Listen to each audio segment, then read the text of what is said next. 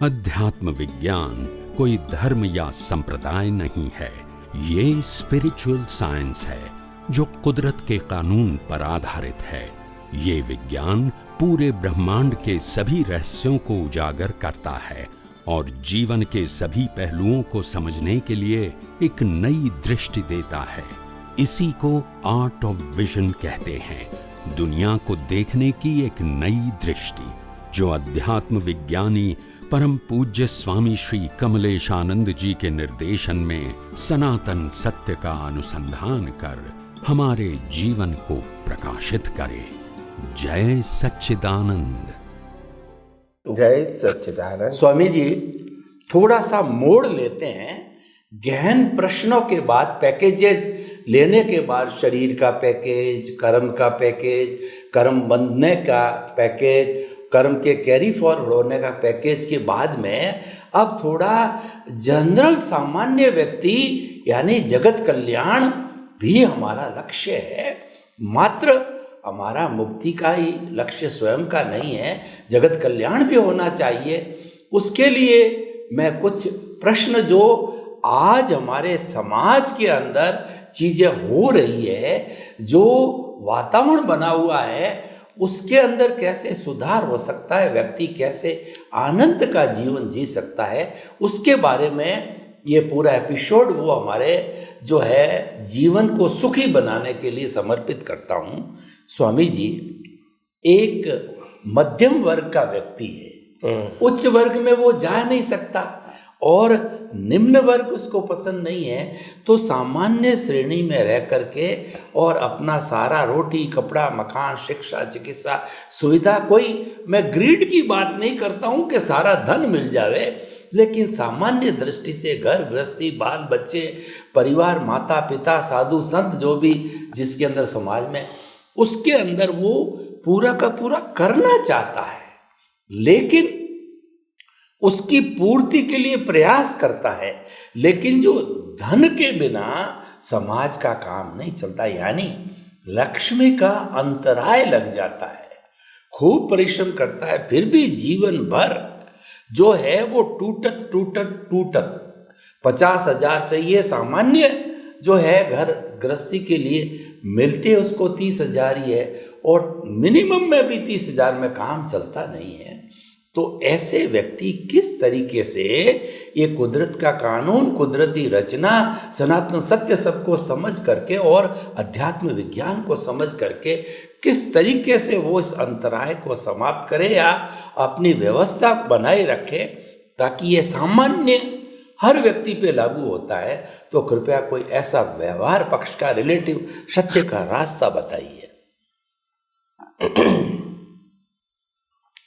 जय सच्चिदानंद। प्रश्न के लिए धन्यवाद। सबसे बड़ी बात है जीवन जीने का तरीका, जीवन जीने की सोच, और ये सोच का परिणाम ये होना चाहिए कि हम हर अवस्था में स्वस्थ रहे, मस्त रहे और तनाव मुक्त रहे।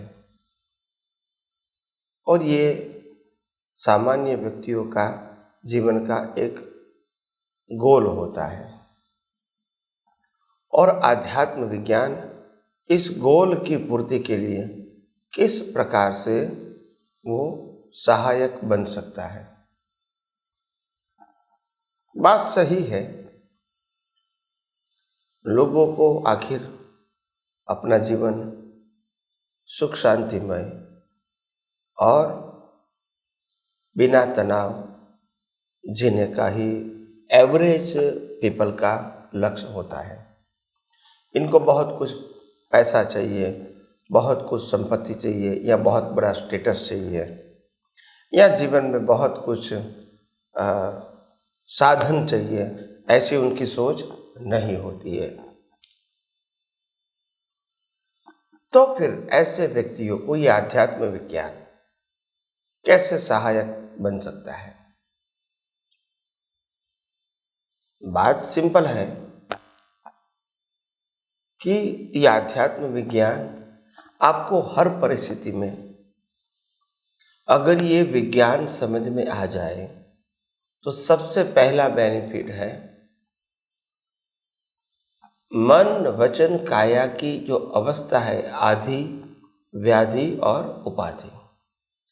आधि का मतलब होता है केवल मानसिक दुख, व्याधि का मतलब होता है केवल शारीरिक दुख, और उपाधि का मतलब होता है फ्रॉम आउटसाइड, जो बाहर से आती है। वो व्यक्ति के रूप में भी हो सकती है, साधन के रूप में भी हो सकती है, और अवस्था के रूप में भी हो सकती है। तो ऐसी आधि, व्याधि, उपाधि तो कर्म फल स्वरूप आएगी। राम, कृष्ण और महावीर को भी आई थी।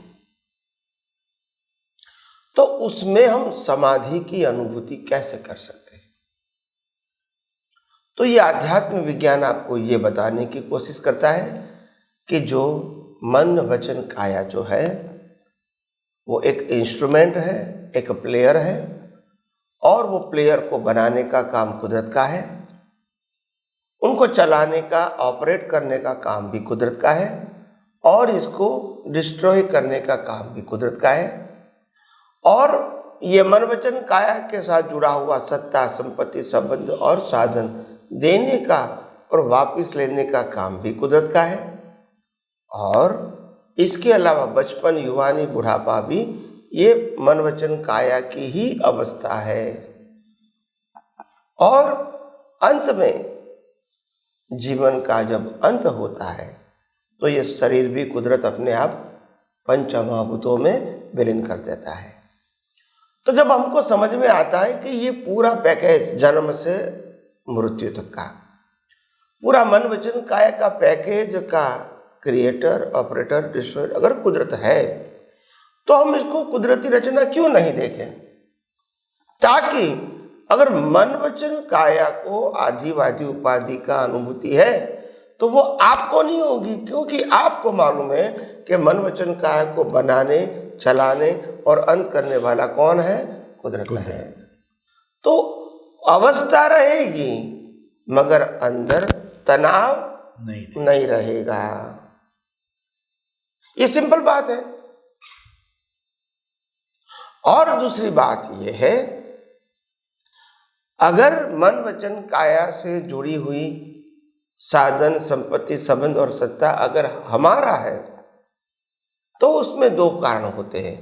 या तो हम लेकर आए हैं तो लेकर तो आएंगे, आए नहीं है, या लेकर जाएंगे तो जाएंगे भी नहीं।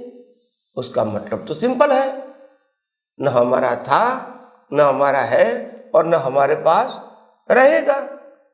और जो टाइम बीइंग मिलता है वो तो अवस्था के रूप में, भुगतान के रूप में है, मालिकी के रूप में नहीं है। तो फिर तनाव क्यों?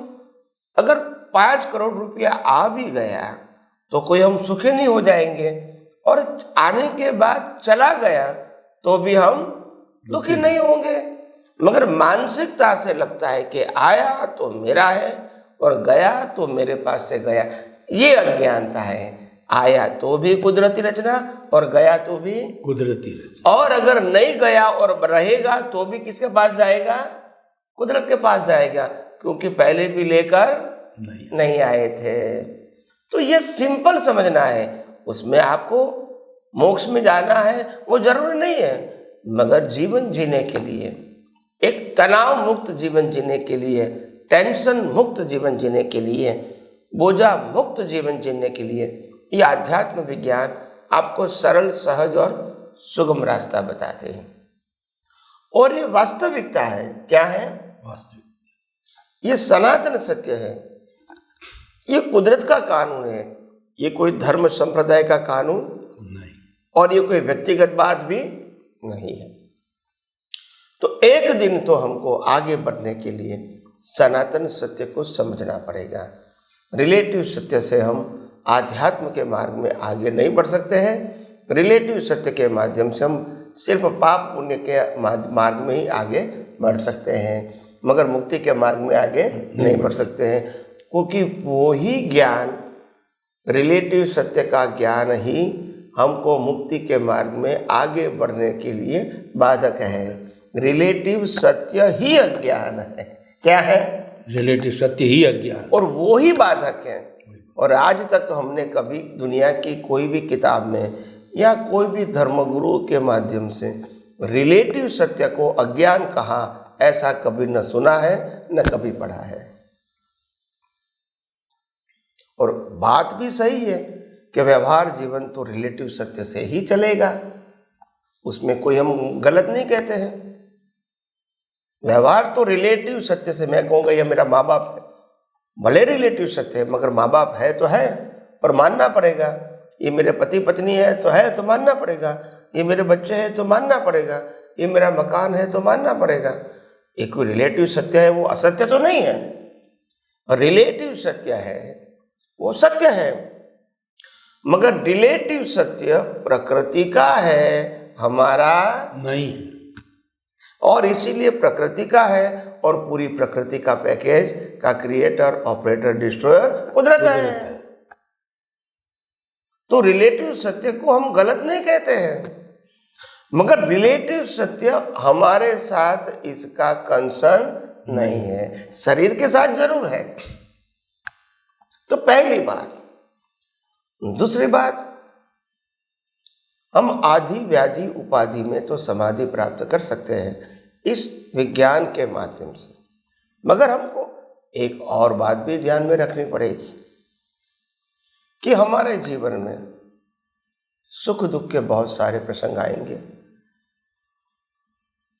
तो हमको लगेगा कि ये प्राप्त करने से सुख होगा और ये प्राप्त करने से दुख होगा, या तो जो प्राप्त किया है वो चला जाएगा तो दुख होगा, ये व्यक्ति मिलने से सुख होगा और ये चली जाएगी तो हमको दुख होगा। यानी सुख दुख की ऐसी परिभाषा व्यक्ति, साधन और संजोग के ऊपर जुड़ी हुई है। तो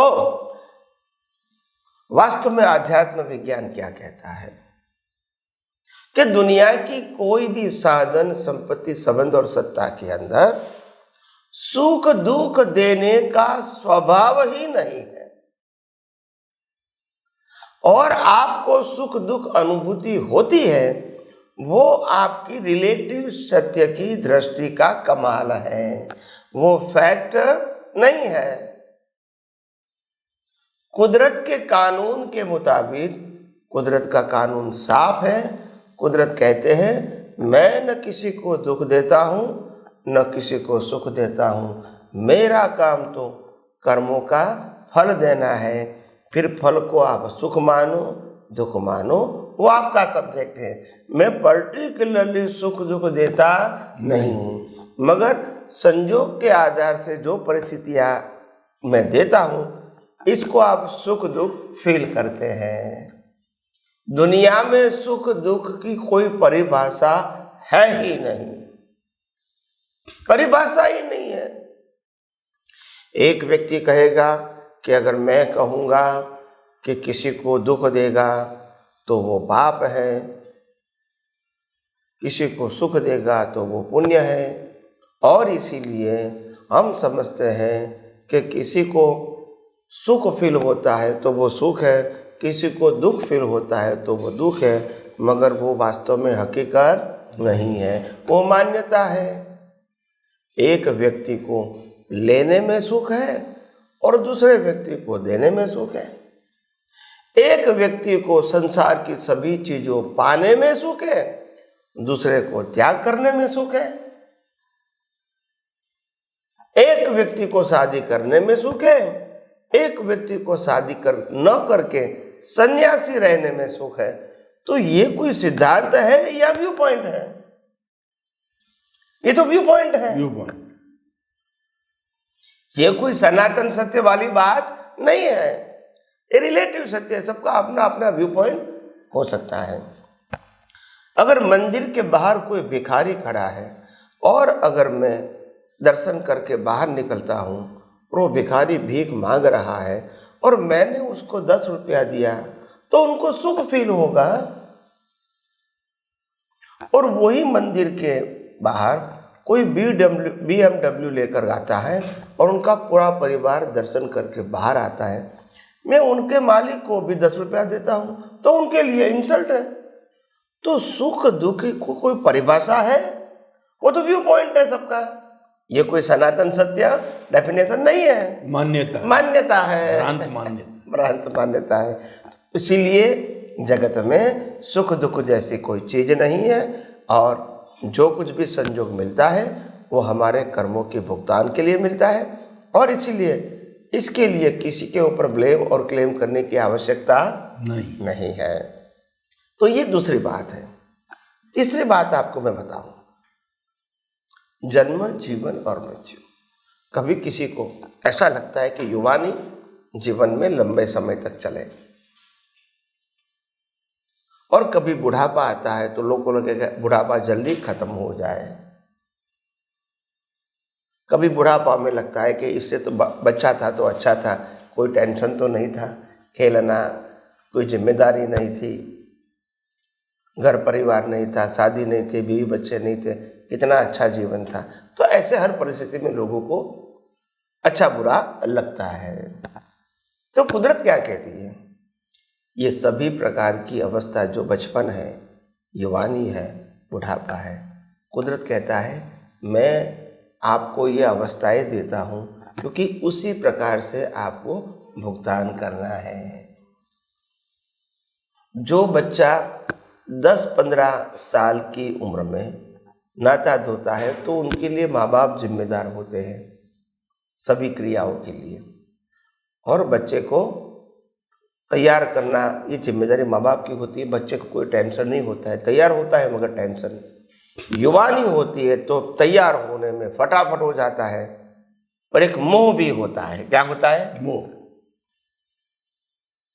मगर फिर भी उस क्रिया को हम परिश्रम युवानी में नहीं मानते हैं। मगर जैसे ही बुढ़ापा आता है तो ऐसी हर चीज हमको करनी तो पड़ती है, मगर एक बोझ लगती है। क्या लगती है? बोझ। हाँ, और फिर एक प्रोजेक्ट जैसा लगता है कि स्नान करना एक प्रोजेक्ट है, खाना खाना एक प्रोजेक्ट है, सोना एक प्रोजेक्ट है, घर से बाहर जाना एक प्रोजेक्ट है। ये ना प्रोजेक्ट लगता है। उम्र होने के बाद हर क्रिया होती तो है मगर वो इजी नहीं लगती है। कोई कहता है कि स्नान कर दो ना, तो युवाओं को कहेंगे तो हाँ अभी स्नान कर लेता हूँ, फटाफट करके तैयार हो जाए। जब बूढ़े व्यक्ति को कहेंगे आपको स्नान करना है तो बोला अब थोड़ा समय लगेगा मेरे को, आप जल्दबाजी मत करना, धीरे धीरे मैं जाऊँगा, बाथरूम में लेटरिन होगा, फिर ब्रश करूँगा, दाढ़ी करूँगा, स्नान करूँगा, फिर कंघी करूँगा, ये सब कुछ करूँगा तो टाइम लगेगा, ये मेरे लिए भी इतना आसान नहीं है। तो कहने का मतलब ये सब कुछ अवस्थाओं के अधीन होता ही रहेगा, ये कोई नई बात नहीं है। मगर कुदरत कहती है ये सभी अवस्थाएं जो आती हैं, बचपन, युवानी, बुढ़ापा, ये जीवन का एक हिस्सा है और सभी को आता है। इसमें आनंद सुख की बात नहीं है, मगर आपको भी तनाव महसूस करने की ज़रूरत नहीं है। आपको ऐसी ही अवस्थाओं के अंदर भी समझना है ये प्रकृति भी कुदरत की है और रचना भी कुदरत की है और अवस्थाएं भी कुदरत की है। आपको इसको देखना और जानना है और इसको बाईपास करना है ज्ञान दर्शन से कि ये अवस्था आई नहीं है, जा रही है। क्या है? जा रही, और एक बार जाएगी वो दोबारा वापस नहीं आएगी। तो इसीलिए एक बार जो परिस्थिति आई वो बार बार आएगी और इसका तनाव महसूस करना मानसिक रूप से वह उचित नहीं है।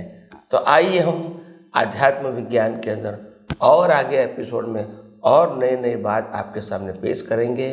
तब के लिए जय सच्चिदानंद। स्वामी जी आपका बहुत बहुत धन्यवाद और जय सच्चिदानंद। जय सच्चिदानंद।